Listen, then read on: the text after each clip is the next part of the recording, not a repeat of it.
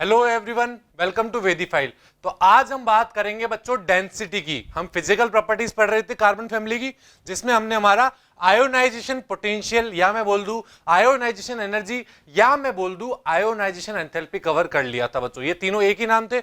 आज हम स्टार्ट करने जा रहे हैं डेंसिटी। तो डेंसिटी क्या होता है बच्चों? आप सभी को पता है, मास अपॉन वॉल्यूम का रेशियो क्या कहलाता है? डेंसिटी कहलाता है बच्चों। बात क्लियर है? If we talk about general trend, अगर मैं जनरल ट्रेंड की बात करूं तो डेंसिटी क्या होती है? जैसे जैसे मैं किसी ग्रुप में ऊपर से नीचे की तरफ मूव करता हूं तो हमारी डेंसिटी बच्चों इंक्रीज होती है। और इंक्रीज क्यों होती है बच्चों?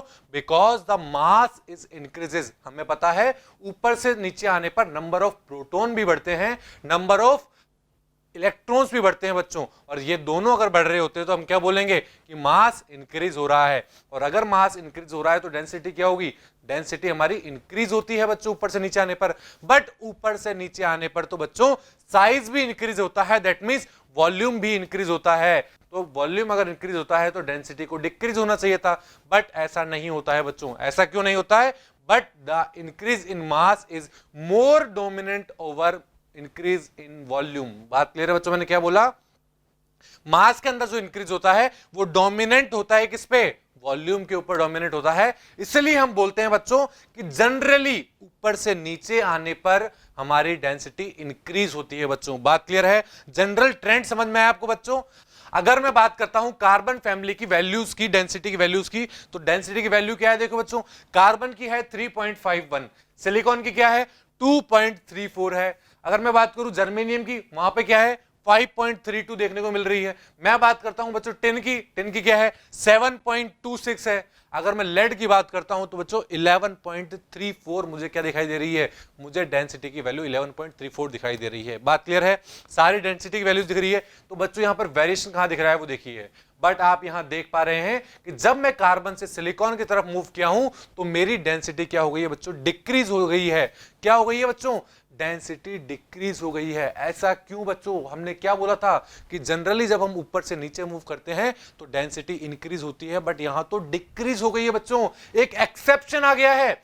इसका रीजन क्या है बच्चों? रीजन देखिए, अब ये एक्सेप्शन हमें याद रखने हैं बच्चों, इन्हीं से क्वेश्चन हमसे पूछा जाता है। तो रीजन क्या है देखिए, बिकॉज अगर मैं बात करूं एटॉमिक मास की तो कार्बन का एटॉमिक मास होता है बच्चों 12.01 यूनिट। और अगर मैं बात करूं सिलिकॉन के एटॉमिक मास की तो वो कितना होता है?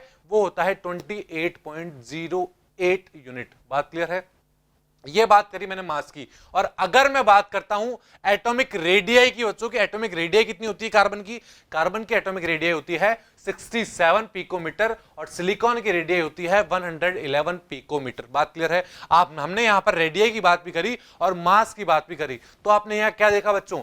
आपने यहां देखा कि increment in mass is not effective but the increment in radii is effective. आपने देख रहे हो कि मास में इतना इंक्रीमेंट नहीं हुआ है बच्चों, बट उसकी रेडियाई के अंदर इंक्रीमेंट ज्यादा हुआ है। दैट मींस वहां पर रेडियाई इफेक्टिव है। That means volume is effectively increase in the case of silicon. अगर मैं वॉल्यूम निकालता हूं बच्चों किसका? सिलिकॉन का। वॉल्यूम कैसे निकालते हैं?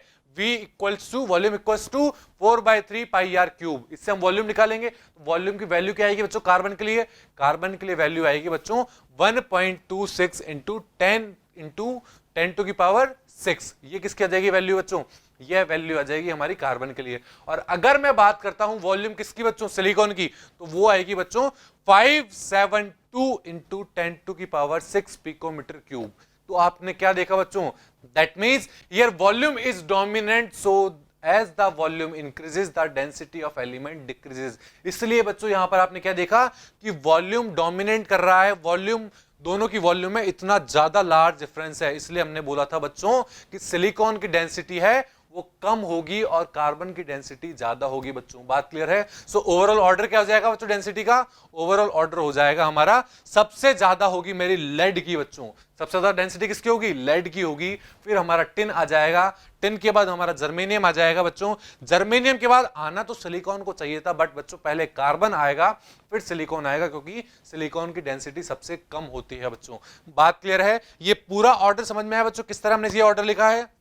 अब मैं बात करता हूं बच्चों मेल्टिंग पॉइंट और बॉइलिंग पॉइंट की, कि क्या होता है मेल्टिंग पॉइंट, बॉइलिंग पॉइंट और कार्बन फैमिली के अंदर किस तरह ये वेरी करता है उसकी बात करते हैं। तो सबसे पहले शुरुआत करने से पहले मैं बात करूंगा जनरल ट्रेंड की, कि general trend of melting point और बॉइलिंग पॉइंट क्या होता है। तो आप सभी जानते हैं बच्चों कि जैसे जैसे मैं किसी ग्रुप में ऊपर से नीचे मूव करता हूं तो मेरा मेल्टिंग पॉइंट और बॉइलिंग पॉइंट क्या होता है, डिक्रीज होता है बच्चों। क्या होता है, डिक्रीज होता है। अब वो डिक्रीज क्यों होता है बच्चों, because the size of atom increases. Atom की साइज क्या हो जाती है, इंक्रीज हो जाती है, और साइज इंक्रीज होने से क्या होगा, due to this the bond become longer. Bond की साइज बढ़ती चली जाती है, और साइज अगर बढ़ गई है, बॉन्ड बड़ा हो गया है, तो क्या होगा, तो इंटरमेटलिक बॉन्डिंग डिक्रीज हो जाएगी बच्चों। क्या हो जाएगी, इंटरमेटलिक बॉन्डिंग डिक्रीज हो जाएगी। इसीलिए हमारा मेल्टिंग पॉइंट और बॉइलिंग पॉइंट ऊपर से नीचे आने पर डिक्रीज होता है बच्चों।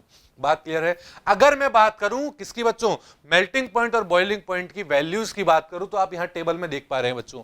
क्या देख पा रहे हैं आप, यहां देख पा रहे हैं बच्चों, मेल्टिंग पॉइंट में आप कार्बन फैमिली की सारी वैल्यूज देख पा रहे हैं, और बॉइलिंग पॉइंट की भी सारी वैल्यूज देख पा रहे हैं। तो आप यहां क्या देख पा रहे हैं बच्चों, here we see that boiling point is decrease normally. आप देख पा रहे हैं इस टेबल के अंदर जो मेरी बॉइलिंग पॉइंट का ऑर्डर है वो नॉर्मली डिक्रीज हो रहा है बच्चों। बात क्लियर है। बट अगर मैं बात करता हूं मेल्टिंग पॉइंट की बच्चों, किसकी, मेल्टिंग पॉइंट की बात करता हूं, then there is a exception. यहां पर मुझे एक एक्सेप्शन दिखाई दे रहा है बच्चों, और एक्सेप्शन क्या दिखाई दे रहा है, फ्रॉम मूविंग SN2 lead। जब मैं SN2 lead मूव कर रहा हूं, मतलब टिन टू लेड मूव कर रहा हूं, तो आप क्या देख पा रहे हो, टिन की 505 है मेल्टिंग पॉइंट, और लेड की मैं बात करूं तो मेल्टिंग पॉइंट कितना है, 600 है मेल्टिंग पॉइंट। बात क्लियर है। तो मेल्टिंग पॉइंट क्या हो गया, यहां तो इंक्रीज हो गया, जबकि हम क्या बोलते हैं कि ऊपर से नीचे आने पर मेल्टिंग पॉइंट क्या होता है, डिक्रीज होता है। अब ऐसा क्यों हुआ बच्चों, बताइए ऐसा क्यों हुआ, उसका रीजन सुनिए। Because of the distortion in tin's 12 coordinated structure. क्या हुआ बच्चों, बिकॉज टिन के अंदर क्या होती है बच्चों, 12 कोऑर्डिनेटेड स्ट्रक्चर होती है, जैसे कि आप ये स्ट्रक्चर देख पा रहे हैं, और इस स्ट्रक्चर के होने की वजह से बच्चों इसका मेल्टिंग पॉइंट बीच में क्या हो जाता है, कम हो जाता है बच्चों। बात क्लियर है। तो समझ में आया अब आपको बच्चों मेल्टिंग पॉइंट और बॉइलिंग पॉइंट का ऑर्डर। तो ये सब था बच्चों हमारा किसके बारे में, मेल्टिंग पॉइंट और बॉइलिंग पॉइंट के बारे में था, और इससे पहले हमने बच्चों बात करी डेंसिटी की। तो आई होप आप सबको ये समझ में आया होगा। Thank you.